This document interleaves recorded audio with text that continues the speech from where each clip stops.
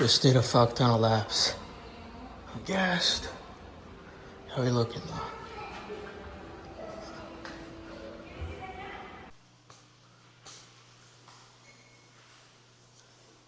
All right, we've migrated in here. A little interruption by a turbo normie, but it's all right. Just a little quick audible. Anyway, I wanted to address a post that Tails made, which was absolutely true. And it's relevant to, if you remember my video on sub-8 theory, or I tried to rename it to discrepancy theory, because it's really the discrepancy that matters rather than it being static sub-8, you know. There's a little more nuance to it. It's really just all about the discrepancy in SMV. But anyway, he was using the example of someone being 6'8", and he was making an ironic statement about shit posts. And it's a really funny post because it's true. And he's saying, like, here's how you deal with shit tests, because they're completely natural to deal with, which was a funny way to preface it. And he was like, you could just text her, hey, you want to come shopping with me? It's really hard to find clothes being 6'8". And it's funny, you know, it's a funny post, and it's true because according to sub-8 theory or discrepancy theory, someone with that high discrepancy, someone who's 6'8", maybe seeing a Becky, is really not going to get shit tested. Like, they're just not going to deal with those shit tests, at least not for a very long time. Like, maybe if the 6'8" guy gets emotionally attached to the Becky, you know, maybe at that point she might try something, but for the most part, no. You know, I feel like a midwit even trying to point out the outliers, because we all know the truth. You know, a 6'8" guy is really not getting shit tested. But the one thing I did want to highlight about the post, while yes, it's true, I just did want to highlight that if you want to participate, you know, as a normal person, you're going to have to accept that you will have to deal with these things because you're not 6'8". You're just not. So, yeah, it's true that it's not natural. You know, it is natural, but it's true that you're going to have to deal with these things. And it's because her desire is not at maximum capacity like it would be with a maximum discrepancy. Like if you were an 8, like if you were 6'8", the discrepancy would be so high that she would simply not be shit testing you at all. But you want to participate, right? And you're not 6'8", so that means you're going to have to be prepared for this stuff. And there are still proper ways to go about the shit tests. And there still is good value and truth in listening to content about that. So I didn't want you guys to feel like you have to be part of separate camps, you know? Like, don't feel like you need to, just because you know the subjective truth, because you accept the black pill, don't feel like you need to completely depart from all these psychological concepts, which you know to be true, because there's proper ways to go about handling these tests. Like, being patient is so important, for example. You want to be patient if you get shit tested. Like, you never want to double text, you know, you never want to. There's just so many obvious things, too, that we just know. You're going to have to deal with this if you want to participate as an average guy, unless you're shooting so far down. Unless it's like me going for Ume, you know, if you remember from the Hinge video, like, then, yeah, I probably won't get shit tested. But if you want a partner that actually looks, you know, close to your SMV, whether it's for eugenics' sake, like for your kids, or if it's just for your own pleasure, whatever the reason is, you're going to have to be prepared to deal with these things because you're not 6'8". And there's objectively good ways to go about it, and there's objectively bad ways to go about it, and that's just the truth of it. So I don't want you guys to discard that good information just because you know this truth. Because again, what he posted, the ironic post he made, it's true, unfortunately. And I talked about the same thing in my video on discrepancy theory, sub-8 theory. But guys, you're a regular guy, and unless you want to increase the discrepancy and shoot far down at the expense of being dysgenic towards your future offspring or your own sexual pleasure too, you're going to have to play along. The closer the SMVs are, like if you're a 6.5 and you're going for a 6 or 5.5, you're going to have to play a lot of games, my friend. That's just how it is. You're gonna have to deal with some shit, and you're going to have to learn how to go about it properly like a man. And, this is where you get the neurotypical normie red pill to blue pill advice, which actually has merit. Remember, guys, don't feel like you need to be part of two separate camps. It doesn't need to be this way. What he posted is true. It's the same thing I posted in my sub-8 theory video, the discrepancy theory video. It's true. Yes, these are the facts of life. But we need to accept life. We need to accept the hand that we're given, and we need to decide whether it's for our sake or our offspring's sake, if we want to go for someone with a high SMV or a low SMV. And depending on your decision, there's going to be consequences for that decision. If it's a small discrepancy, you better know how to deal with these problems that are going to come up, because it's going to be a rocky road.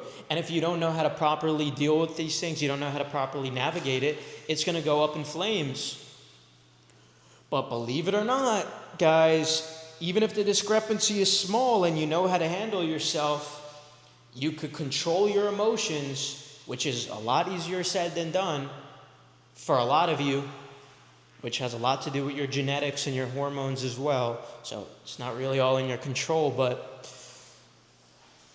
if you could control your emotions and be intelligent and smart and focus on things outside of the relationship, focus on your goals, the turbo normie advice, focus on your goals and all, even with a small discrepancy, you could actually have a healthy relationship, believe it or not.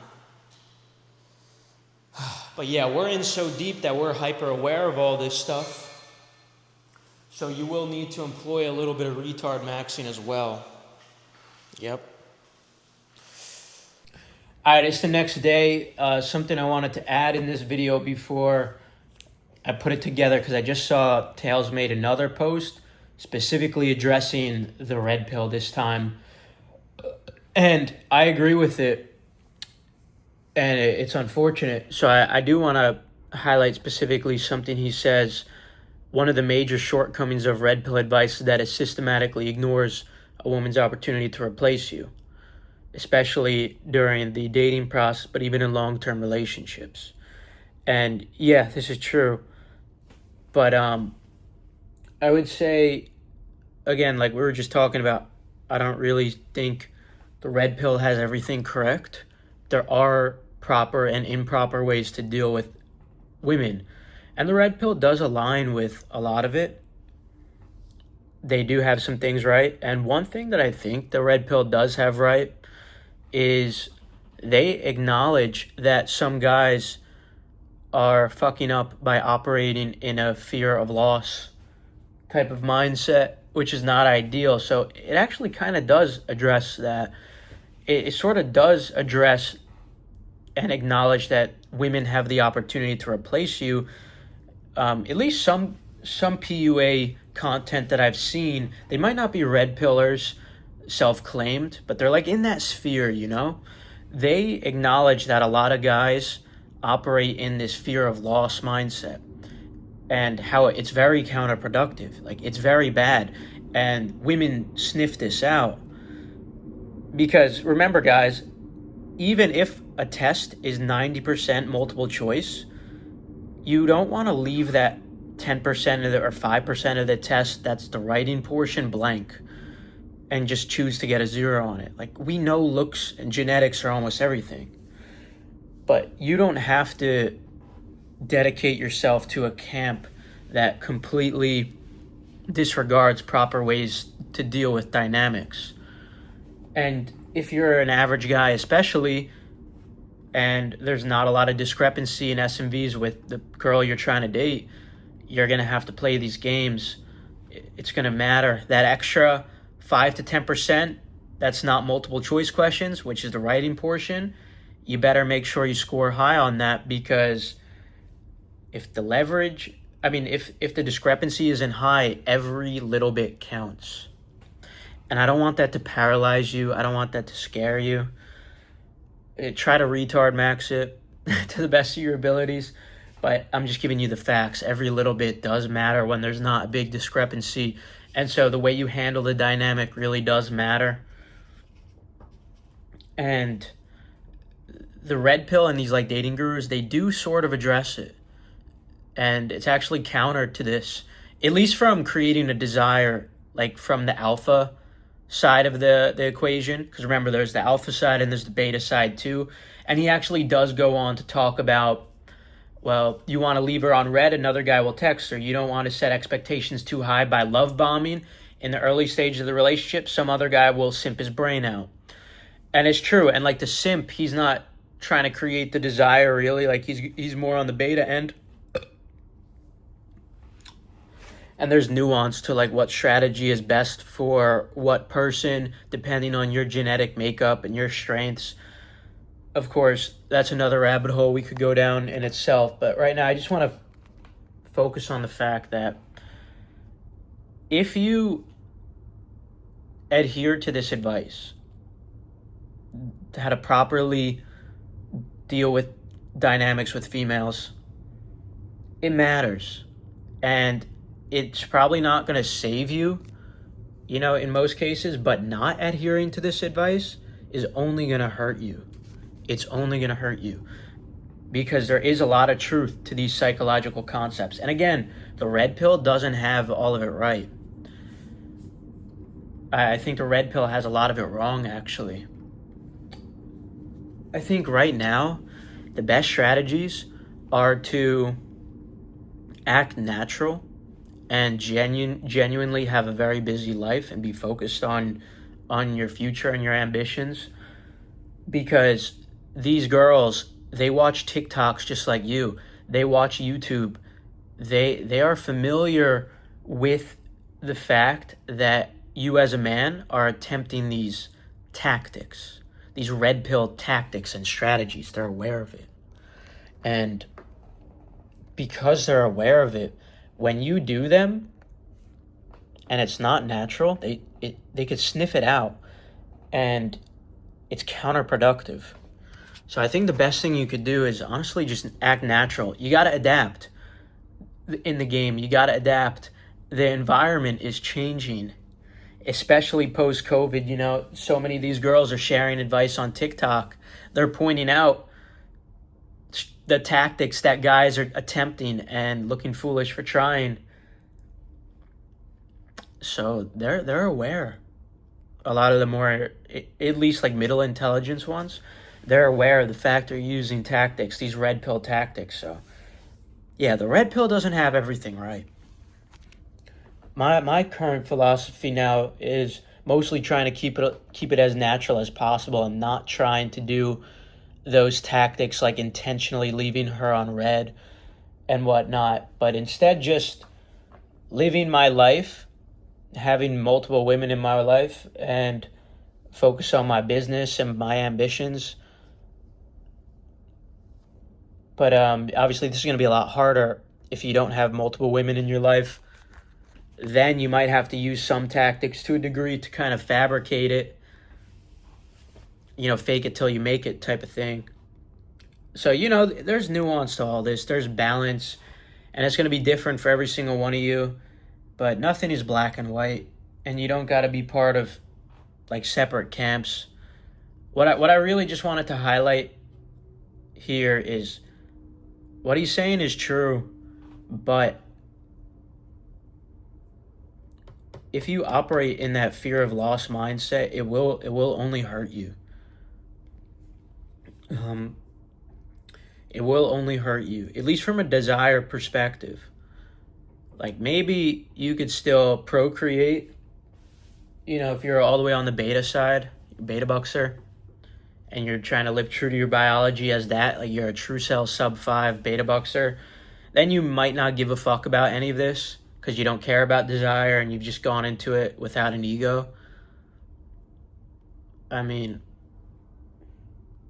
I don't know, that's like really last resort option just so you could procreate, which is a whole nother tangent to go down another day. But yeah, like the rest of what he's saying is true. Before the social media era, when access to men was limited to real life meetups, it was probably quite good advice since many men have simpish tendencies by nature. So yeah, he addresses how like, a lot of this red pill basic advice makes sense for a lot of average guys who are taught to be, the nice guy and quarter with flowers and all. Like that's probably not going to help you. But yeah, the weight of that advice has definitely gone down a ton. It's definitely no longer near as valuable.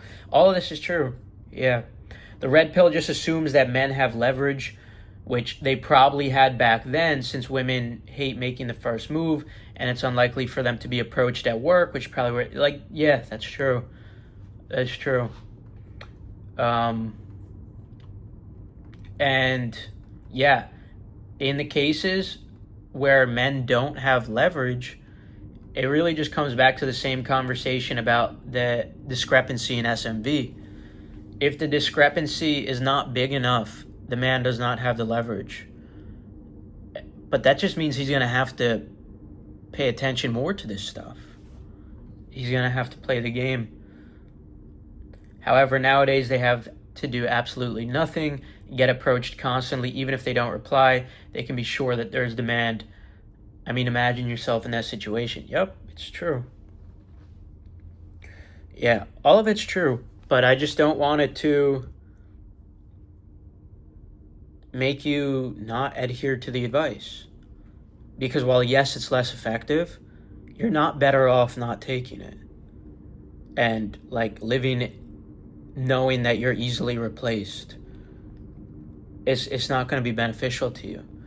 Another thing I wanted to add too is because women are so hypergamous, and I mean men are hypergamous too, but we focus more on spreading our seed to multiple partners.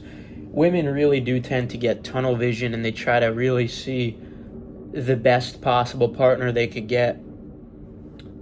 And that has to do like both genetics and how they're perceiving his genetics through both avenues of like physically and also what's that 10% of the test that I made the analogy for, which is your behavior, because your behavior could imply that there's a part of her SMV that she's not analyzing, but other women have analyzed. I mean, that's like the oldest theory in the book, that, a guy with multiple women attracts more women pre-selection. I think this is like one of the most broadly accepted ones. Like even mainstream media accepts this. It's like in TV shows and movies and all. And so like by behaving in ways that implies that, it's only going to help you, and by behaving in ways that doesn't imply that, it's only going to hurt you.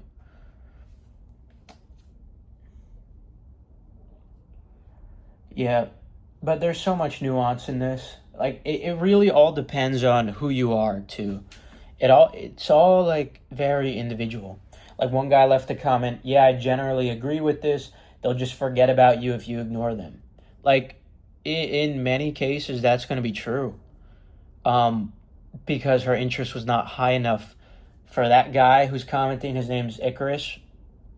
Icarus, yeah, like the girls you were dealing with when you ignored them, like their interest just wasn't high in the first place. So you properly messaging them instead of ignoring them probably wouldn't have saved you. You know, they probably just would have been more polite about leaving you instead of forgetting about you. But like you being cordial with your replies and all, like that's not going to increase desire really. Um, Unless of course you're going with the strategy of, when the woman is, in her 30s and you're just trying to procreate, plain and simple, and you don't care about actual desire level, and she doesn't really anymore either because she's settling down, and you're just going to be a beta boxer. Yeah, then it makes sense to be more logical. But if you still care about desire, which most young men do, well, then yeah, ignoring her and her forgetting about you probably just saved you time.